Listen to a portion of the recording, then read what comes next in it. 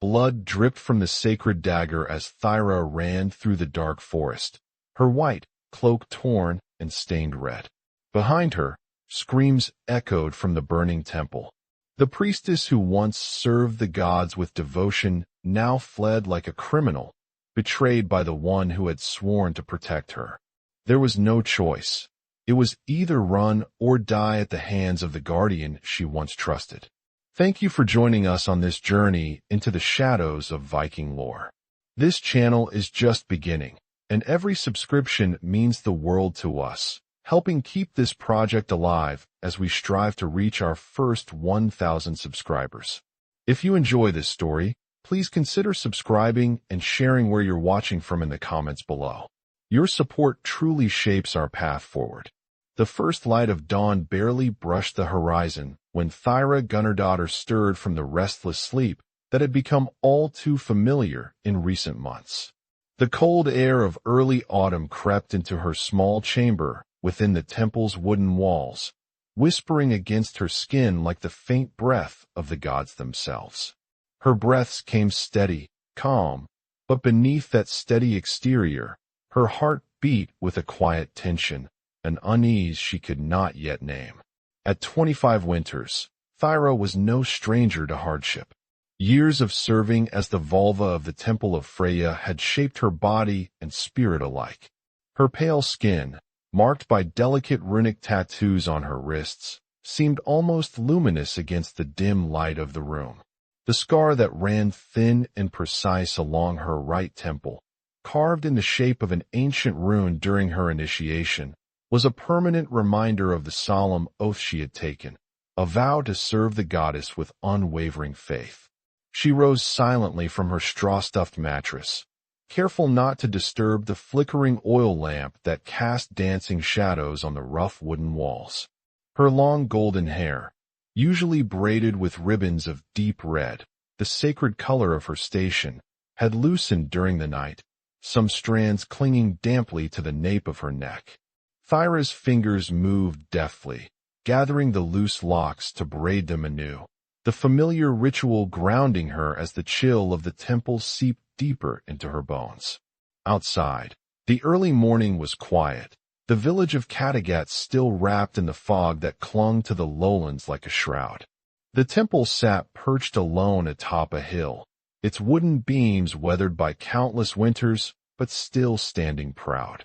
The scent of damp earth mixed with the faint aroma of burning herbs from the small fire pits near the altar. The sounds of distant crows, the rustle of dried leaves, and the occasional creak of ancient timber filled the still air. Thyra moved barefoot across the packed earth floor, her steps measured and soft, as if she sought to disturb nothing in this sacred place. The white linen tunic she wore brushed lightly against her skin, the long sleeves embroidered with silver thread depicting intertwined vines and blossoms, symbols of Freya's grace and protection. Around her waist, a leather belt held pockets filled with dried herbs and small pouches of salt and iron, tools of her craft. At the altar, she knelt, placing small bundles of fragrant herbs into a shallow iron bowl. The smoke rose in delicate spirals, filling the room with the scent of juniper, sage, and wildflowers gathered from the hills beyond. Her lips moved in silent prayer, ancient words passed down through generations, calling upon Freya for guidance, protection, and wisdom. The cold air bit at her exposed skin, but Thyra welcomed the sensation. It sharpened her mind, reminded her of the world beyond this quiet sanctuary. From the shadowed corner of the temple, a soft sound broke the stillness, the footsteps of Hjörtur Magnusson, the temple's guardian. Tall and broad-shouldered, his presence was as familiar to Thyra as the cold stone of the altar itself. His weathered face, marked by scars earned in distant battles, carried a weight heavier than his years. There was a solemnity in his movements, a carefulness born of duty and years of silent watchfulness. Hjörtur's dark eyes scanned the horizon through the narrow window slit, his breath visible in the crisp morning air. His gray-streaked hair, tied loosely at the nape of his neck, caught the faint light, and the leather of his worn tunic creaked softly as he shifted his weight. The heavy bronze bracelets on his forearms glinted, catching the early sun as he flexed his fingers, ready for whatever the day might bring.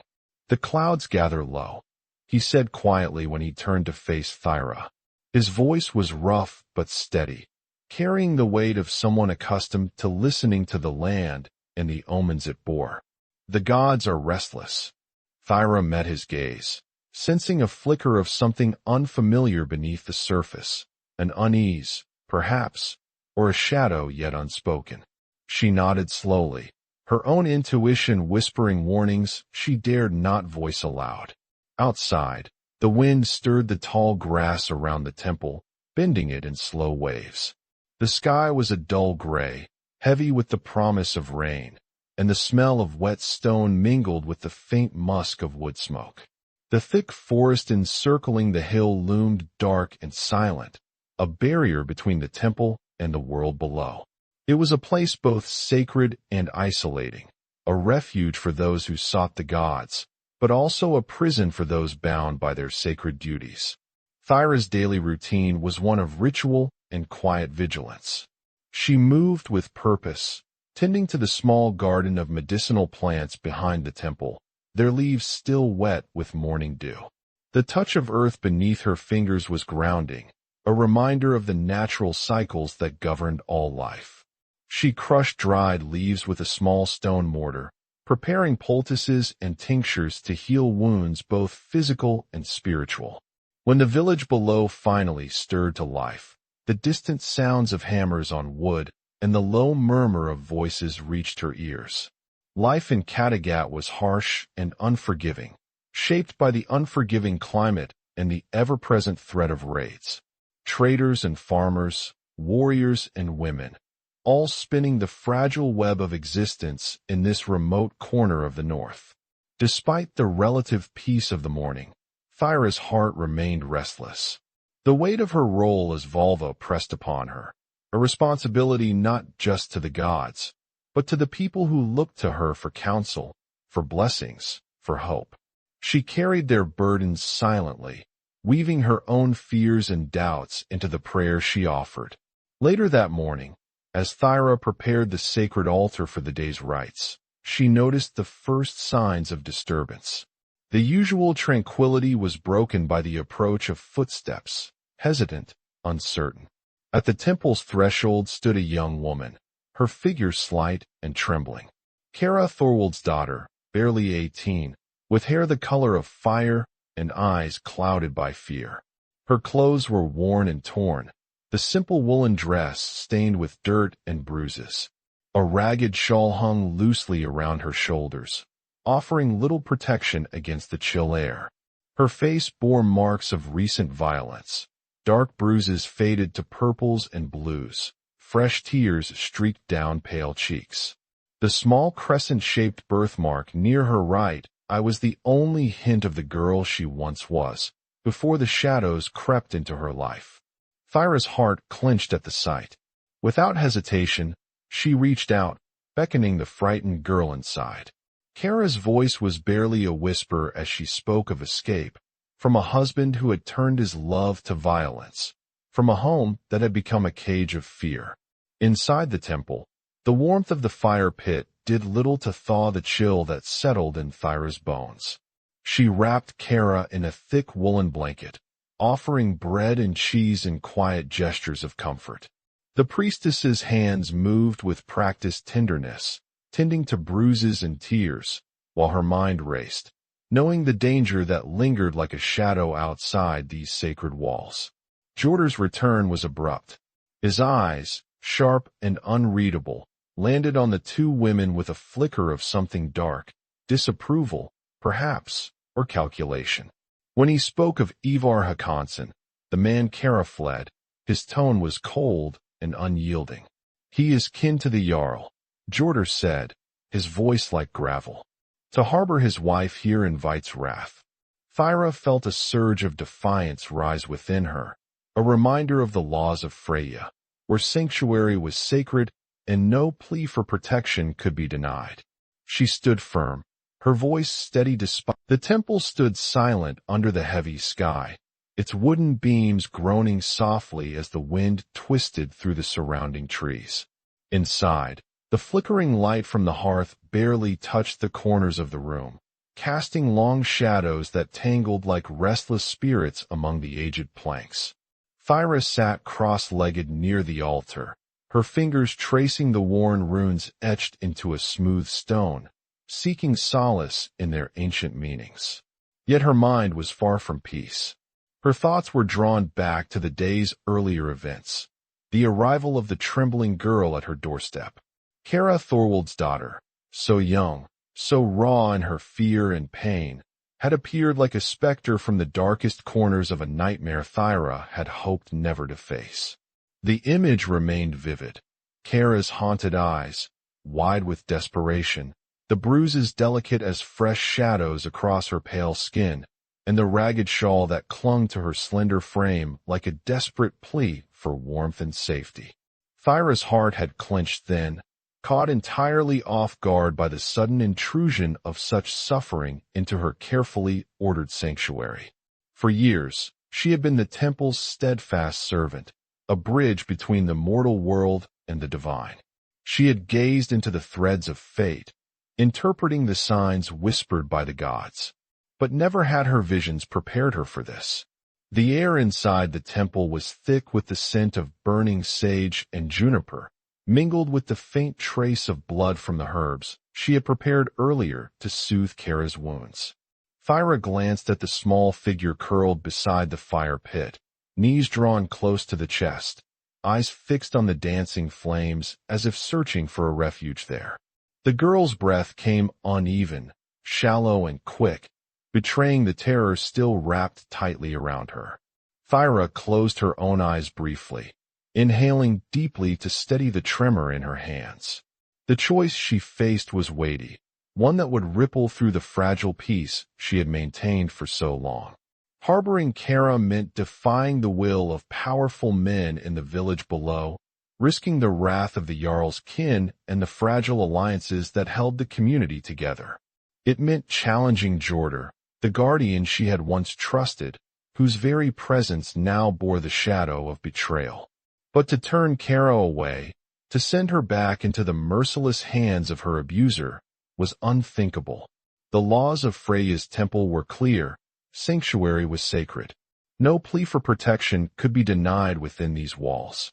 The priestess's voice echoed in Thyra's memory, a solemn vow carved into her soul during her initiation, to protect the vulnerable, to stand as a shield against cruelty, to honor the goddess through compassion.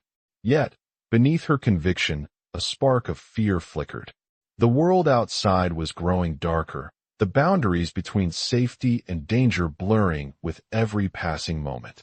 She could feel it in the tightening of her chest, the quickening of her pulse. There was a storm coming, one not born of the skies, but of human greed, power, and betrayal. Her gaze shifted to the shadowed corner where Hjörtur had stood just hours ago, his hard eyes glinting with a coldness that now unsettled her. His silence when Kára arrived had been telling, his refusal to offer protection unmistakable. The man who had once been her shield now threatened to become her greatest peril. Thyra's hands clenched into fists at her sides, nails digging softly into her palms as she wrestled with the dread that curled like a serpent in her belly. Could she trust anyone anymore? Was the oath she had taken enough to carry her through the trials ahead? A soft rustle broke her reverie, the cautious movement of Kára rising unsteadily to her feet, eyes searching Thyra's face for answers, for hope. Ivar will come, the girl whispered, voice brittle as ice. He will tear the earth apart to find me.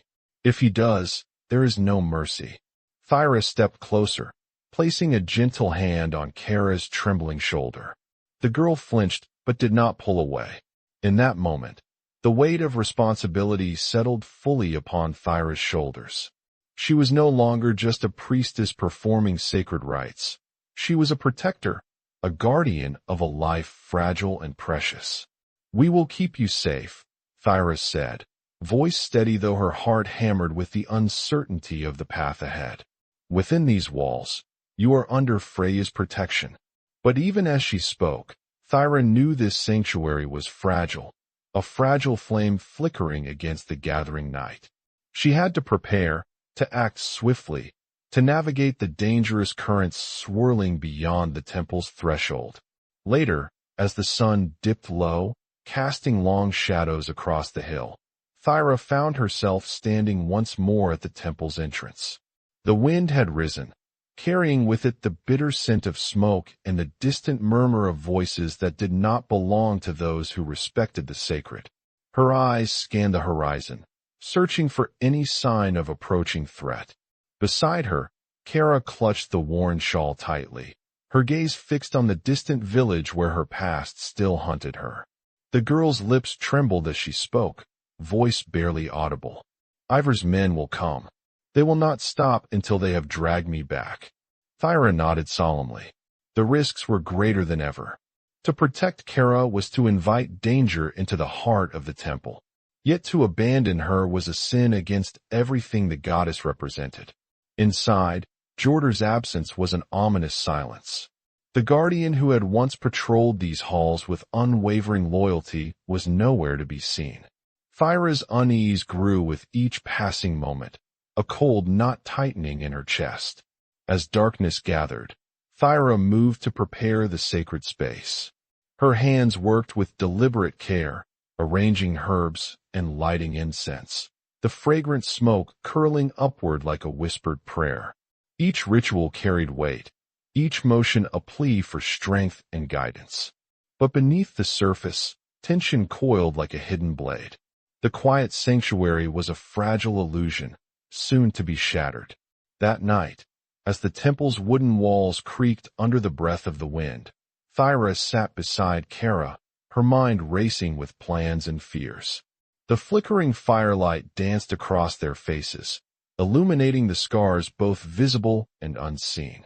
"You are not alone," Thyra murmured, reaching out to clasp the girl's hand. "Freya's light surrounds us, even in the darkest moments."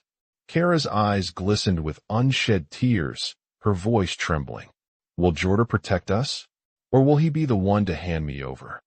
The question hung heavy between them, a shadow darker than the night itself. Thyra's gaze hardened. She did not know what Hjörtur's heart held anymore, but she knew one thing with certainty. She would not let fear chain her to inaction. If betrayal lurked within the temple's walls, then she would face it head-on. For Kára, for herself, for the gods. Outside, the wind howled, carrying with it the distant echo of footsteps, slow, deliberate, and unyielding. The moment of reckoning was drawing near, and Thyra's choice was made. She would stand as shield and sword, as priestess and protector, even if it meant standing alone against the tide of darkness. The night stretched endlessly before them, a battleground of faith and fear.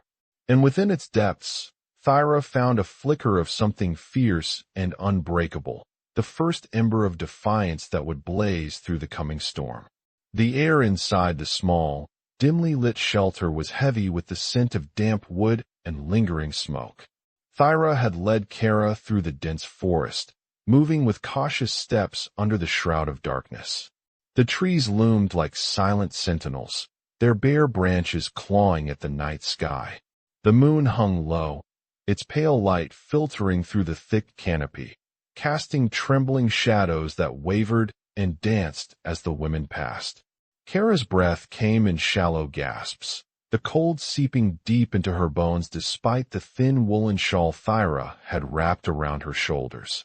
Her hands trembled, fingers clutching a small bundle tied tightly with faded leather thongs. A few personal belongings pulled hastily from the ruins of the temple and her scattered past. The bundle was worn, edges frayed, but precious. Thyra noticed the faint glimmer of something metallic peeking from within, an amulet shaped like a crescent moon, delicate and finely wrought. It matched the small, pale birthmark crescent near Kára's right eye, a subtle sign Thyra recognized from whispered stories in the village long ago. Omens tied to the goddess Mani, the moon's keeper. Silence stretched between them, filled only by the soft crunch of "Sit," Thyra said softly, pulling a worn blanket from her pack. Her tone held the steady calm of one who needed to be the rock in this storm, even as her own hands shook. "We must warm you first." Kára hesitated briefly, then lowered herself to the earthen floor, knees drawn close to her chest. Thyra moved beside her, unraveling the shawl and reaching into her belt pouch to retrieve a small bundle of dried herbs and roots. The scent was faint, lavender, chamomile, and a hint of juniper, all meant to soothe and calm. She crushed them gently between her palms, the powdery fragments falling softly onto a flat stone. "Breathe deeply," Thyra instructed, holding the stone beneath Kára's nose. The girl obeyed, her chest rising and falling in uneven rhythms. Thyra's gaze softened as she traced the faint bruises along Kára's pale arms, soft shadows lingering like ghosts beneath the skin. There was no need to ask. The pain was written plainly in every tremble, every averted glance. Carefully, Thyra peeled back the ragged sleeve and began to rub a salve of crushed herbs and animal fat over the bruises. The cool balm soothed the sting, though the deeper ache beneath would take longer to heal. Kára flinched, but met Thyra's steady eyes. In that moment, a fragile thread of trust began to weave between them. "Who was he?" Thyra asked quietly, her voice almost a whisper. "The one who hurt you." Kára's lips pressed into a thin line. "Ivar," she breathed, the name like a curse on her tongue. "My husband. Once my home was safe. That time is gone." Thyra nodded, understanding the weight of words unspoken, the years of fear, the shattered hopes, the silent nights filled with dread. She tightened the blanket around Kára's shoulders, then rose to fetch 2 wooden bowls from a cracked shelf. From her pack, she pulled out coarse bread and a slab of salty cheese, simple fare but nourishing. "You must eat," Thyra urged, offering the food with hands that trembled less now, steadied by purpose. "There is strength in the body. The gods favor those who care for themselves." Kára reached out hesitantly, taking a small piece of bread and nibbling it slowly. Her eyes, wide and searching, flickered back to Thyra's face. For a moment, words were unnecessary. The quiet companionship was a balm in itself, a silent promise that she was no longer alone. As Kára ate, Thyra settled beside the dying embers of the fire pit, using dry twigs and bits of moss to coax a small flame. The fire crackled softly, filling the cabin with a flickering warmth that chased away the chill creeping through the cracks in the walls. The light painted their faces in amber hues, highlighting the lines of exhaustion etched deep on the young woman's skin and the quiet strength hidden beneath Thyra's serene expression. Kára glanced at the priestess, curiosity mingling with gratitude. "You carry many things," she said softly, nodding toward the worn pouch at Thyra's belt. "Tools," Thyra explained, lifting the small leather bag to show its contents. "Bundles of herbs, carved bone charms, and a small leather-bound book inscribed with runes. For healing and for guidance." Kára's lips curved faintly, the first crack in her guarded demeanor. "The runes, can they show the future?" Thyra's eyes darkened with solemnity. "They reveal what the gods allow. Sometimes they show hope, sometimes warnings." The silence returned, not heavy this time, but comfortable, as 2 souls, wounded yet unbroken, began to weave a fragile bond. Outside, the forest whispered its ancient secrets, the rustle of leaves a subtle hymn to the night. Within the cabin's worn wooden walls, Thyra reached out, brushing a loose strand of fiery hair behind Kára's ear. The softness of the gesture was almost maternal, a shield forged not of steel but of compassion. "Rest now," Thyra urged gently. "Tomorrow will demand strength. For both of us." Kára nodded slowly, the exhaustion finally overtaking her. As she laid her head against the rough wall, her breathing slowed, and the faintest hint of peace settled over her features. Thyra remained awake long after Kára's breath deepened into steady sleep. Her hands traced the amulet hidden beneath the girl's tunic, the crescent moon, a symbol of protection and change. It was a sign, she thought, a link between their destinies. Two women cast into shadow, bound by betrayal and the flickering hope of survival. The night deepened, cold and endless, but within the fragile warmth of the cabin, a new thread of light was kindling. The temple's ashes might still glow in the distance, but here, amid whispered prayers and tender care, a seed of resilience took root. Dawn was still far away, but Thyra's resolve had already begun to harden, like the ancient stone beneath their feet, unyielding and eternal. For Kára, for herself, and for the gods who watched silently from beyond the veil, she would fight. And in that fight, they would find strength neither had known before. Outside the cabin, the wind shifted.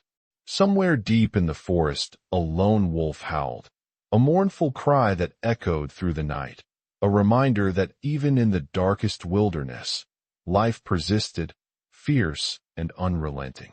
The first whisper of news drifted through the village like a shadow stretching at dusk. It began with hushed conversations behind closed doors, the cautious exchange of glances between neighbors, and the sudden tightening of brows among those who knew too much yet dared not speak aloud. The disappearance of Kára Thorwald's daughter was no secret for long. In the tight-knit world of Kattegat, such an event was a ripple on the surface of a still pond, inevitable, unstoppable, and destined to draw attention from every corner. Word traveled swiftly, carried on the breath of traders returning from distant markets and hunters moving through the dense forest. The name Ivar Håkansson, with its cold reputation, was whispered with fear and anger. His reach was long, his wrath fierce, and his name alone was enough to send shivers through the stoutest warriors. Thyra knew the moment the news arrived like a knife through the quiet sanctuary she and Kára had found in the forest's edge. The cabin, once a refuge, felt suddenly exposed, as if the trees themselves had turned their eyes toward them, bearing witness to a secret that was no longer safe. Outside, the wind carried the distant murmur of voices, rough, determined, and growing louder. Thyra's chest tightened. The fragile veil of protection they had woven was unraveling, thread by thread. She sat against the shadowed wall, the dim light from a flickering oil lamp casting long, uncertain shadows. Kára sat beside her, eyes wide and restless, clutching the worn crescent moon amulet hidden beneath her tunic like a talisman against the darkness gathering beyond their fragile shelter. "They know," Kára murmured, voice barely above a whisper. "I heard the traders speak of Ivar's men searching the woods. They will find us." Thyra's gaze hardened, steeling itself against the rising tide of fear. "They must not," she said firmly. "If we are caught, there will be no mercy." Kára swallowed hard, her fingers trembling as they gripped Thyra's hand. "What can we do? The village, your people, they will want to turn me over. To keep peace." Thyra closed her eyes briefly, the weight of her sacred oath pressing down with crushing heaviness. The laws of Freya's temple were clear. Sanctuary must be granted to the vulnerable, no matter the cost. But the world beyond the temple walls did not move by sacred laws or divine justice. It moved by fear, power, and the unyielding will of men like Ivar. She felt the ache of betrayal all over again, the cold sting of Hjörtur's treachery, and the harsh reminder that trust was a fragile thing in this unforgiving land. "Then we must prepare," Thyra said, voice low but resolute. "We cannot hide forever, but we can fight the night that comes for us." The days following were a slow unraveling of the sanctuary they'd carved out. Every rustle of leaves, every distant footfall among the trees, set nerves taut as bowstrings. Thyra's mornings began before dawn, the chill air biting into her skin as she moved silently through the forest, scouting the perimeter and listening for signs of human presence. Kára remained close, learning from Thyra the subtle ways of the wild. The scent, one by one, the sanctuary was tested. A grizzled hunter with a crooked smile and a voice rough like gravel approached their camp under the pretense of offering food. Thyra saw through the act immediately, the sharp gleam of calculation behind his eyes. She refused the meat he offered, her gaze steady and unyielding. "There are eyes everywhere," the hunter said, voice low, "and no place hides from Ivor's reach." Thyra's fingers tightened around the small carved bones she carried, a set of runes used for divination and protection. She had relied on them in moments of uncertainty, but now they felt like fragile promises against a storm. "We seek only peace," Thyra said quietly, her words carrying the weight of diplomacy and defiance intertwined. The hunter laughed, a sound harsh and bitter. "Peace is a luxury for those who don't fear the sword." That night, as the moon hung high and cold overhead, Thyra sat by the fire, tracing the runes with trembling fingers. The symbols spoke of danger, of paths hidden in shadows, but also of endurance and unseen strength. Kára curled close, her breath steady but her eyes wide with sleeplessness. "Will they find us?" she asked, voice fragile as the flickering flame. Thyra placed a hand gently on Kára's shoulder. "If they do, we will face them as women who have nothing left to lose." Days blurred into nights as the hunt tightened. The forest, once a place of whispered peace, became a maze of peril. Every snapped twig, every sudden rustle, sent a jolt of fear twisting through their limbs. Thyra's mind raced with strategies: where to hide, when to move, how to outwit foes who knew the land as well as she did. But the greatest threat was not just from the men who sought Kára. It was the growing suspicion and fear within the village itself. The fragile bonds of community frayed as rumors spread, whispers that Thyra had defied the Jarl, that the temple had become a haven for traitors and thieves. Eyes that once looked upon her with reverence now burned with judgment. One afternoon, as the gray skies threatened rain, a small group of villagers gathered at the edge of the forest.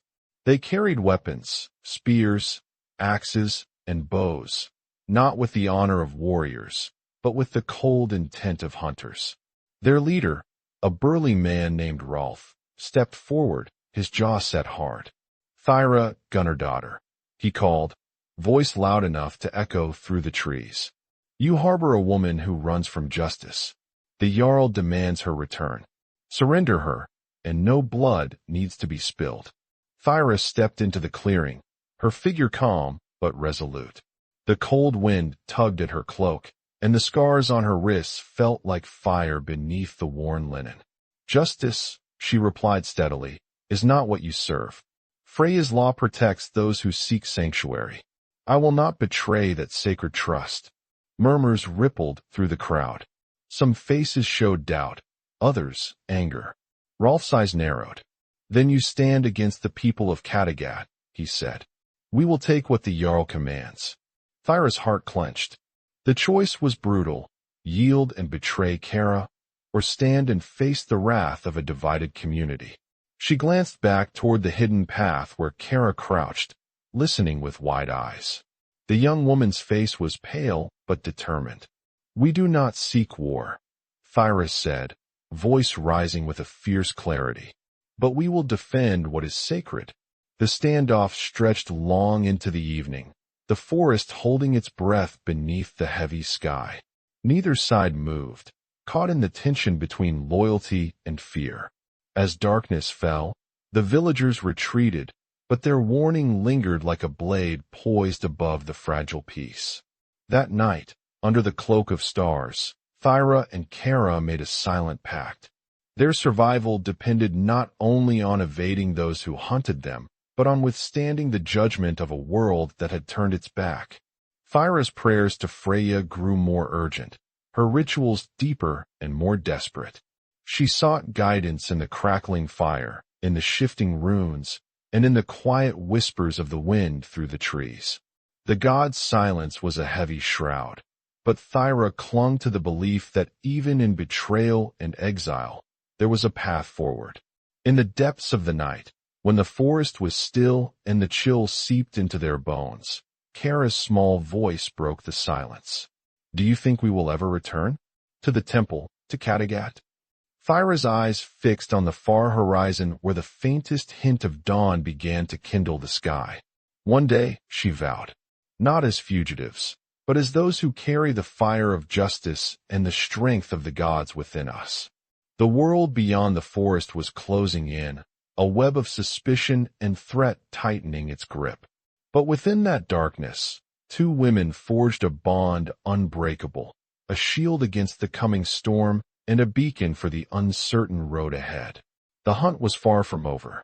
Yet Thyra felt, deep within, the stirring of a power born not from steel or blood, but from unyielding faith and the fierce will to protect what was sacred. And in that power, she found the first seed of hope amid the shadows. The forest around the cabin grew restless as twilight deepened into night. The air was thick with tension and the scent of damp earth, mingled with the faint smoke of distant fires that flickered like ominous beacons on the horizon. Thyra sat near the small fire pit, her eyes keen and alert beneath the hood of her cloak, while Kára remained close, her form curled protectively against the cold. Outside, the sounds of the village approached like a tide, footsteps heavy with purpose, low murmurs shifting into sharp commands, the clatter of weapons scraping against wood and leather. The hunters were coming. Thyra's hands tightened around the worn leather pouch at her waist, the runes carved into the bone charms inside, catching the firelight with an eerie glow. These symbols, once a source of quiet guidance, now seemed to pulse with urgency. The air itself felt charged, as if the forest held its breath for what was to come. A sudden snap of a twig drew Thyra's attention toward the dense thicket. She rose slowly, signaling for Kára to remain still. Her breath came steady, practiced from years of meditation and ritual, but her heart hammered with the weight of knowledge. This night could decide everything. The first figure emerged, Rolf, the burly man who had come earlier with veiled threats and cold eyes. Behind him, a dozen villagers followed, their faces set hard beneath fur-lined hoods, weapons drawn but held low. Their eyes flicked between Thyra and the cabin, suspicion tangled with something darker, anger, fear, loyalty to a broken order. "Thyra, gunner daughter," Rolf called out, voice loud enough to carry through the trees, but not without a rough edge. "You harbor a fugitive from justice. The Jarl demands Kára's return. Surrender her, and no blood needs to be spilled." The words hung like a guillotine suspended above the fragile peace. Thyra stepped forward, her figure calm and resolute against the night's chill. The cloak of blue, embroidered with silver threads that caught the firelight, billowed softly as she moved. Her eyes, deep and unwavering, met Rolf's with a quiet defiance that seemed to steady the very air. "No," she said simply. "Kára is under Freya's protection. The laws of the gods are clear. None who seek sanctuary may be turned away." Murmurs rippled through the gathered men. Some shifted uneasily, others glared with growing resentment. The fragile bonds of the village were fracturing, and Thyra knew this would not end with words. Rolf's gaze hardened. "You stand against the will of the Jarl and the people of Kattegat. This is treason." Thyra's voice grew firmer, carrying the weight of her sacred oath. "I serve the gods, not men's fears or their twisted codes. To betray sanctuary is to betray the very essence of honor." A tense silence followed, fraught with unspoken threats. The flickering fire cast long shadows that danced like restless spirits among the trees, echoing the turmoil in the hearts of all present. Suddenly, a sharp whistle pierced the night, a signal, and from the shadows beyond the clearing, figures moved swiftly, surrounding the cabin. Among them came a figure that made Thyra's breath catch. Ivar Håkonsson himself. His armor gleamed dully beneath the moonlight, the cruel lines of his face twisted into a sneer that spoke of a man accustomed to command through fear and violence. Despite her lack of sword or shield, Thyra's presence was a force, a beacon of resolve amid the storm. Her voice rang out above the clash, urging surrender, offering sanctuary, demanding respect for the sacred laws that bound even the fiercest warriors. But the men were driven by more than duty. They were fueled by fear, greed, and the fragile grip of power slipping from their hands. The clash grew fiercer, the line between justice and vengeance bleeding away with every strike. Amid the turmoil, Thyra caught sight of Hjörtur, his face twisted with conflict, eyes darting between the raging fight and her gaze. The man who had once been her protector was now a shadow of betrayal and regret. For a fleeting moment, their eyes met, and something unspoken passed between them, a fracture deeper than any wound, a choice made that could never be undone. As the night dragged on, the tide of battle shifted with cruel unpredictability. Thyra's voice never faltered, her prayers rising like fire, weaving through the chaos. She reached within herself, drawing upon years of sacred knowledge and the unyielding will forged by betrayal and loss. With a sudden surge of clarity, she stepped into the center of the clearing, holding aloft her sacred dagger, the blade that had tasted both sacrifice and survival. The firelight glinted on its rune-carved surface, casting strange shadows that danced like ancient spirits. Enough! Thyra's voice rang clear and commanding, slicing through the cacophony. This night is not the place for bloodshed. Hear me, all of you. The combatants hesitated, the raw edge of violence faltering against the priestess's unshakable will. To the gathered crowd, she spoke not just as Volva, but as a woman who had known loss, betrayal, and the burden of impossible choices. Kára is under the protection of Freya and the gods who see beyond mortal claims. To take her by force invites ruin upon us all. Lay down your weapons, lest we all be consumed by the flames of hatred. Her words hung heavy in the cold air, a plea and a warning intertwined. Slowly, some lowered their weapons, eyes shifting uncertainly. Others, hardened by fear and loyalty, remained poised, their distrust a tangible barrier. Ivar's gaze burned with fury as he stepped forward, fist clenched around the hilt of his sword. You would invoke the gods against their kin? The Jarl will hear of this insolence. Thyra met his wrath with steady eyes. Then so be it.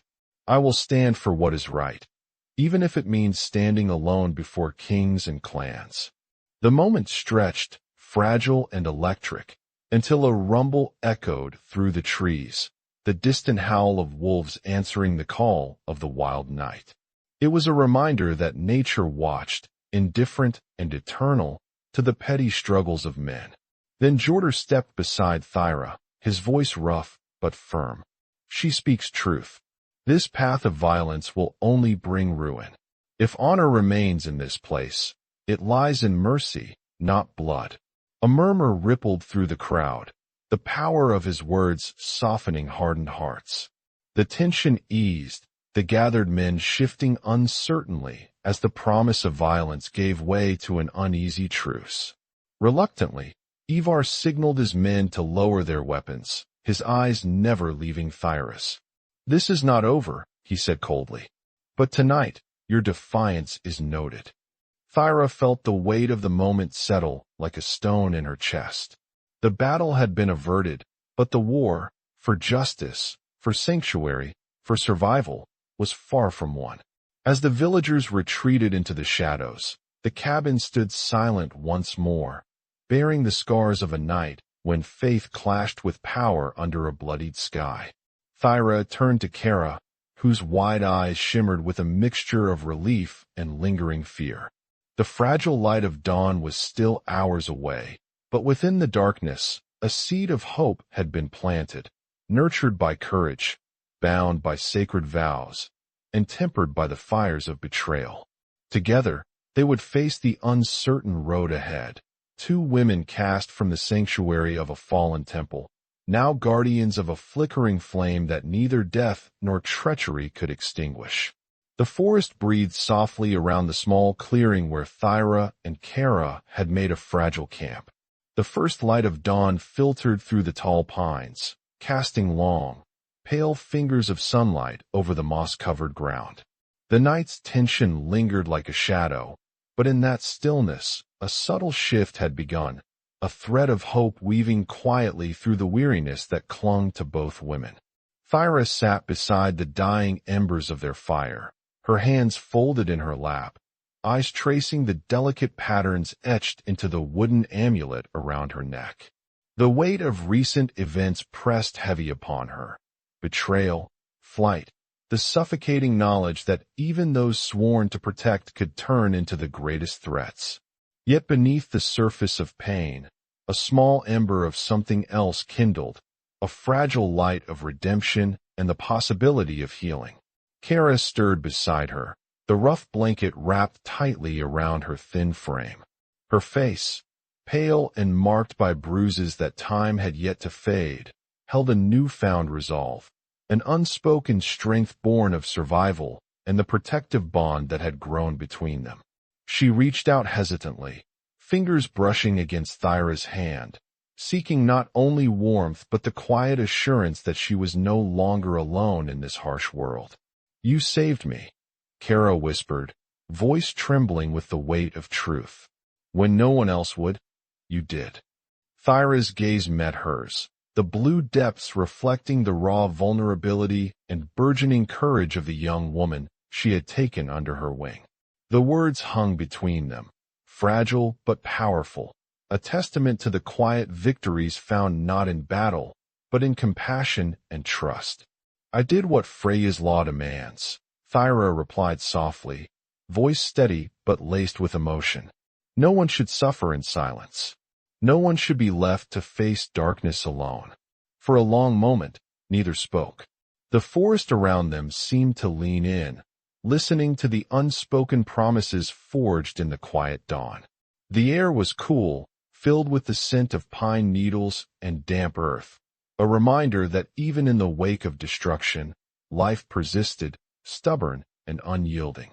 Slowly, Kára's lips curved into a faint, tentative smile, the first sign of peace etched upon her weary features. "I don't know what lies ahead," she admitted, voice barely above a breath. "But with you, I am not afraid." Thyra squeezed her hand gently, the gesture a balm for both their ragged spirits.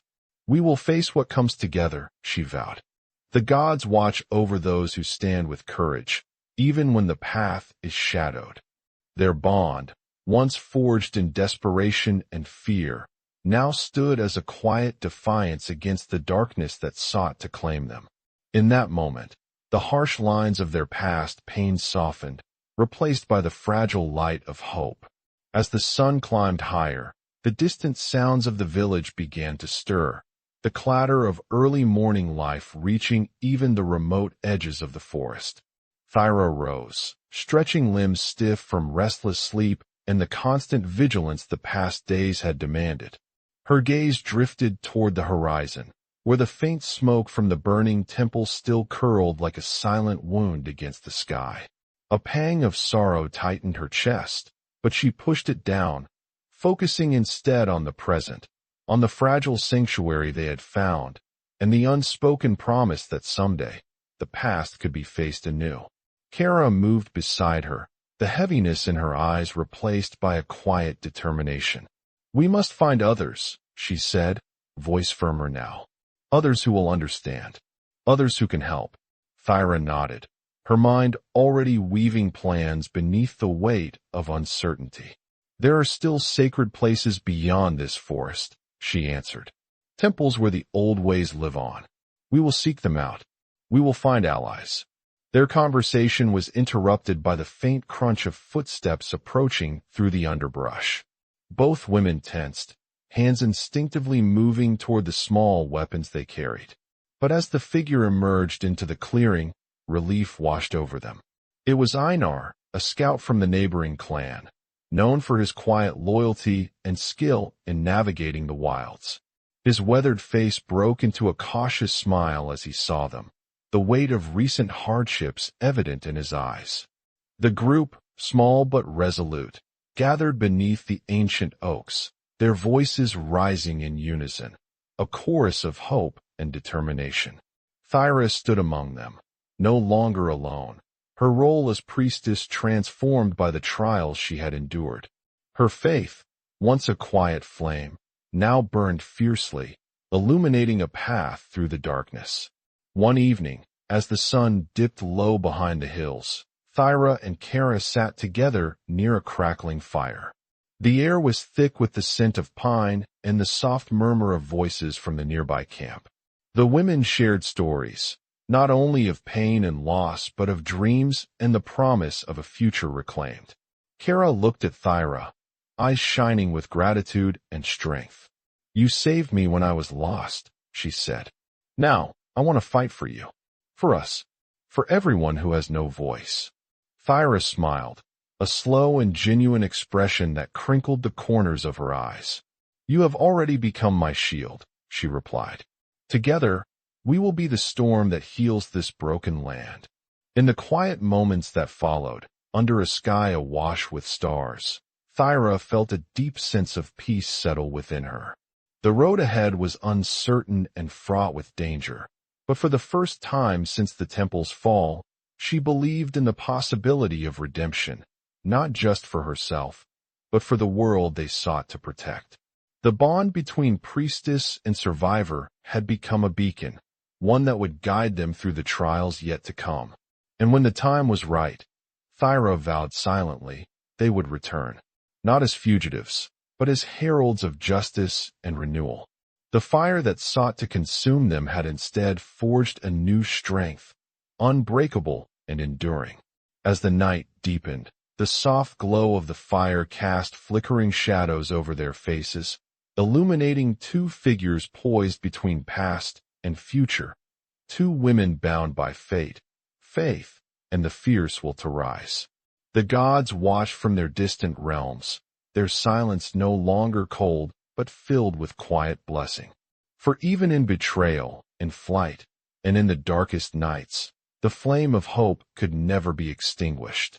And so, beneath the vast, eternal sky, their journey continued, with hearts steeled by loss, hands joined in solidarity, and eyes fixed on the horizon where dawn awaited.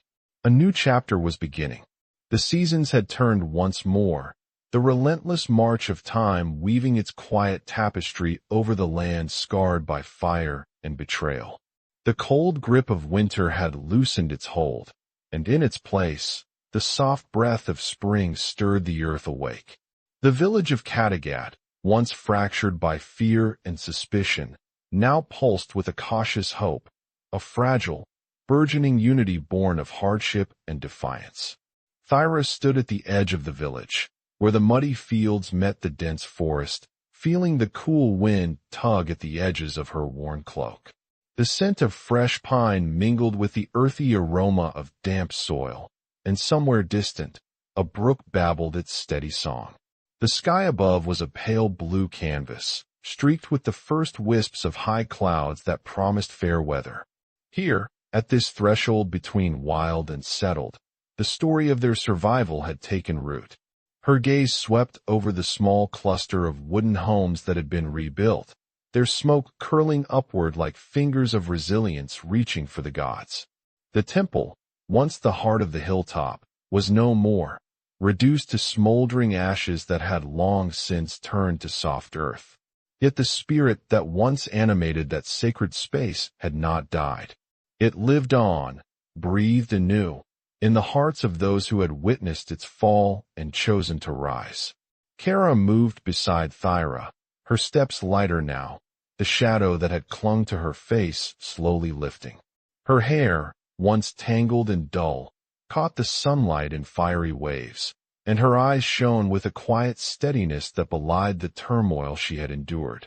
She carried herself with a new grace, the weight of fear replaced by the strength of someone who had reclaimed her voice. The villagers regarded them with a mixture of respect and tentative warmth. The wounds between the people and the priestess had begun to heal, stitched by shared suffering and the unyielding efforts of those who refused to let darkness claim their home.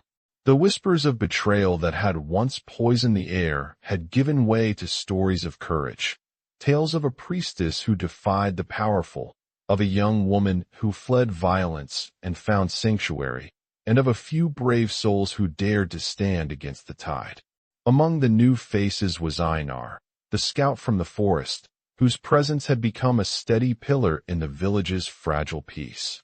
His quiet strength and unwavering loyalty had earned him a place not just within the community, but within their small circle of trust. He moved with deliberate care, always watching, always ready, his sharp eyes missing little. One afternoon, as the sun cast long shadows over the uneven ground, Thyra and Kára approached the new gathering place beneath the ancient oaks, where villagers had begun to assemble for ceremonies once again.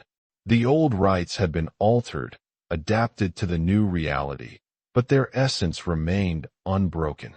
Freya's worship persisted, no longer confined to the high temple, but woven into the fabric of daily life, shared in the whispered prayers of farmers tending their fields, in the quiet offerings left at the roots of great trees, in the midsummer festivals that now drew the community together. Thyra's hands rested lightly on the carved wooden staff she carried, a symbol not only of her priestesshood, but of the journey she had endured. The silver threads of her cloak caught the light, glinting faintly as she moved with a steady purpose. Her eyes met those of the villagers, and in their depths was a calm conviction tempered by trials. As she stepped forward, her voice rang clear over the gathering, carrying the weight of one who had faced the abyss and emerged stronger.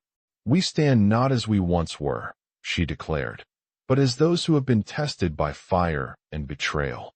Our faith is no longer bound to stone and timber alone, but to the courage within each of us. Freya's light shines in our hearts, guiding us through darkness and into new hope." A murmur of assent rippled through the crowd. Kára stood beside her, the girl-turned woman who had become more than a survivor. She was a beacon of resilience. When she spoke, her voice carried the quiet power of one who had reclaimed her destiny.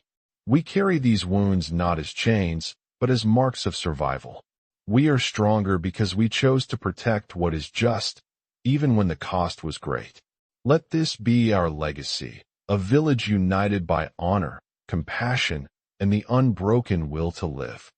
The air seemed to hum, charged with the energy of renewal. The villagers raised their hands in silent agreement, a tide of solidarity washing away the scars of the past. In the days that followed, new traditions began to take shape. The old rituals of the temple were honored but transformed, their sacredness no longer confined to a single place or person. The village embraced a communal worship, where songs and prayers rose beneath the open sky, honoring not only Freya but the web of gods and spirits that watched over their lives. Children played near the riverbanks, their laughter ringing like bells in the clear air. Elders shared stories by the fireside, weaving lessons of endurance and grace into the tapestry of memory. The land itself seemed to breathe with renewed vitality, the cycles of planting and harvest marking the passage of time with gentle assurance. One evening, as twilight dipped into night, Thyra found herself alone by the remains of the old hilltop. The earth was soft beneath her feet, the stones cold and weathered.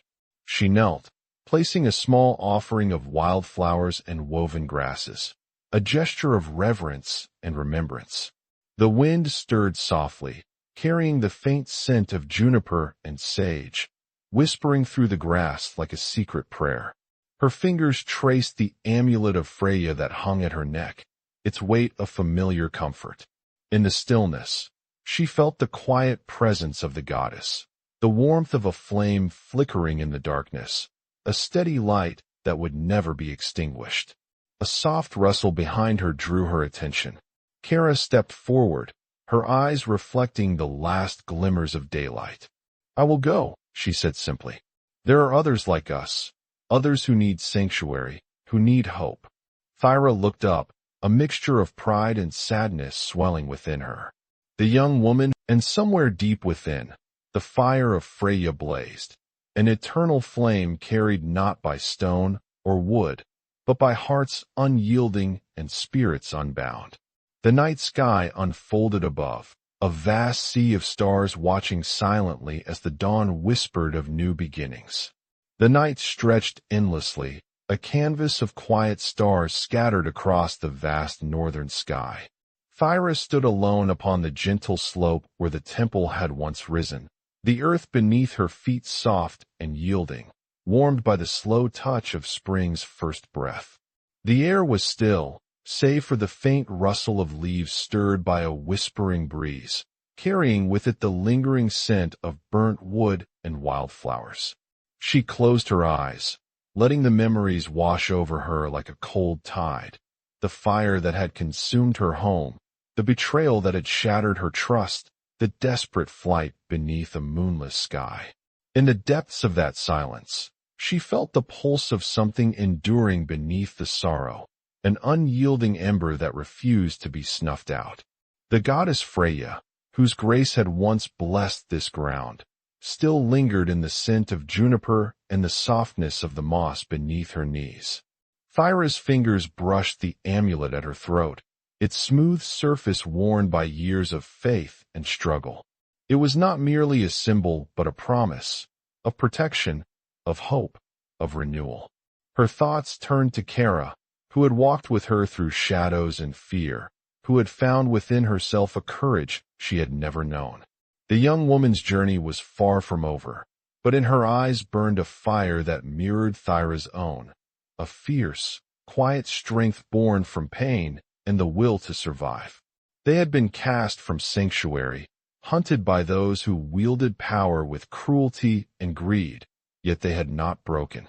Together, they had begun to weave a new path, one built not on walls or thrones, but on the bonds of trust and the sacred laws of the gods. The village below had changed. The broken promises of men had given way to a fragile unity, a slow healing stitched together by stories of defiance and compassion.